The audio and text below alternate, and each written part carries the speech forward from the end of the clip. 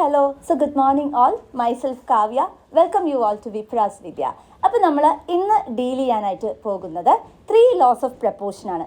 ഏതിൻ്റെ? Yes, Keynesian തിയറിയുടെ. So let's enjoy.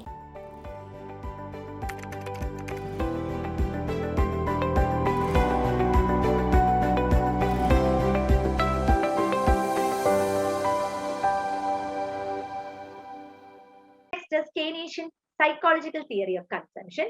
അദ്ദേഹം എന്താ പറയുന്നത് വെച്ചാൽ income increases, consumption increases, but not by as much as the increase in income എന്ന് പറയുന്നത്. നമ്മളുടെ വരുമാനം, ഇൻകം എന്ത് സംഭവിക്കുന്നു? വർദ്ധിക്കുന്നു. അതിനനുസരിച്ച് എന്ത് സംഭവിക്കുന്നു?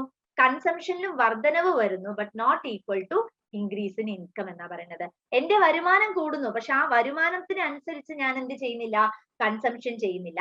ആദ്യത്തെ എന്റെ വരുമാനം 100 രൂപയായിരുന്നു, അപ്പൊ ഞാനൊരു 50 കൺസംഷൻ സാധനങ്ങൾ 50 രൂപ സാധനങ്ങൾ വാങ്ങാൻ വേണ്ടി വിറ്റു, ചെലവാക്കി. എന്റെ ഇൻകം 200 രൂപയാലും ഞാൻ 75 ചെയ്യുള്ളൂ. ഞാനൊരു പ്രൊപ്പോർഷണൽ ആയിട്ടുള്ള മാനറിലേക്ക് എന്ത് ചെയ്യില്ല? ഈ ഒരു കൺസംഷൻ ടെൻഡൻസി ചെയ്യില്ലെന്നാണ് പറയുന്നത്. ഇനി നിങ്ങൾക്ക് ഇതിൽ നിന്ന് ചോദിക്കാൻ സാധ്യത ഉള്ളത് ഫോർമുലാസ് ആണ്. MPC പറഞ്ഞാൽ delta C by delta Y ആണ്. MPS എന്ന് പറയുന്നത് delta S by delta Y ആണ്. APS എന്ന് പറയുന്നത് S ബൈ വൈ ആണ്. അതുപോലെ തന്നെ APC എന്ന് പറയുന്നത് C ബൈ വൈ ആണ്. ഇത്രയും ഫോർമുല ഓർക്കുക. അതിനോടൊപ്പം APC പ്ലസ് APS എന്ന് പറയുന്നത് 1 ആണ്. MPC പ്ലസ് MPS എന്ന് പറയുന്നതും അത് 1 ആണ്. അപ്പൊ ഇത്രയും ഫോർമുലാസ് ഈ ഒരു ഏരിയയിൽ നിന്നും നിങ്ങൾക്ക് ചോദിക്കാനുള്ള പോസിബിലിറ്റി ഉണ്ട്.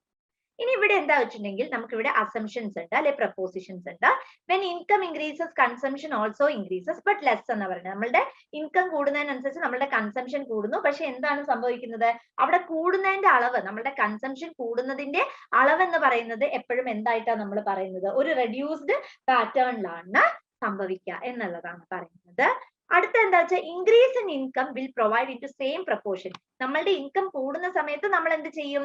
നമ്മൾ കറക്റ്റ് ആയിട്ട് നമ്മളുടെ സേവിങ്ങും കൺസംഷനും പോസ്റ്റുലേറ്റ് ചെയ്യും. ഒരുപാട് സേവ് ചെയ്യില്ല, ഒരുപാട് കൺസംഷനും ചെയ്യില്ല. നമ്മളൊരു പ്രൊപ്പോർഷൻ ആയിട്ട് നമ്മൾ ഇൻകം കൂടുന്നതിനനുസരിച്ച് ആ ഇക്വേറ്റഡ് ആയിട്ടുള്ള രീതിയിലായിരിക്കും നമ്മളുടെ ഇൻകവും നമ്മുടെ സേവിങ്ങും കൺസംഷനും ടേക്ക് പ്ലേസ് ചെയ്യുന്നത്.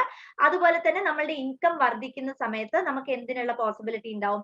നമ്മളുടെ എക്സ്പെൻഡിച്ചർ ആയാലും നമ്മളുടെ കൺസംഷൻ ആയാലും അത് ഈക്വൽ ആയിട്ട് ഇൻക്രീസ് ആവാനുള്ള സാധ്യതയുണ്ട്. ഇതിനൊരു ഫംഗ്ഷൻ ഉണ്ട്, C is equal to A plus BYD. C എന്ന് പറയുന്നത് കൺസംഷൻ ആണ് വരുന്നത്. AB എന്ന് പറയുന്നത് കോൺസ്റ്റന്റ് വാല്യൂസ് ആണ് വരുന്നത്. A ഓട്ടോണോമസ് കൺസംഷൻ ആണ്. നമ്മൾ C ബാർ എന്ന് പറയും. അതായത് ഞാനൊരു സാധനം വാങ്ങുന്നു, ആ സാധനം വാങ്ങുന്നത് ഇപ്പോഴത്തെ ഇൻകം ഉപയോഗിച്ചിട്ടല്ല വാങ്ങുന്നത്, നേരെ മറിച്ച് പാസ്റ്റ് സേവിങ് ഉപയോഗിച്ചാണ് ഞാൻ സാധനം വാങ്ങുന്നതെങ്കിൽ അതിനെയാണ് C ബാർ അല്ലെങ്കിൽ ഓട്ടോണോമസ് കൺസംഷൻ എന്ന് പറയുന്നത്. ഇവിടെ ക്വസ്റ്റ്യൻ ചോദിച്ചത് ഈ B എന്താണ് എന്നാണ്. B MPS C ആണ് വരുന്നത്. B MPC ആണ് വരുന്നത്. YD എന്ന് പറയുന്നത് ഡിസ്പോസിബിൾ ഇൻകം ആണ് വരുന്നത്. YD എന്ന് പറയുന്നത് ഡിസ്പോസിബിൾ ഇൻകം ആണ് വരുന്നത്.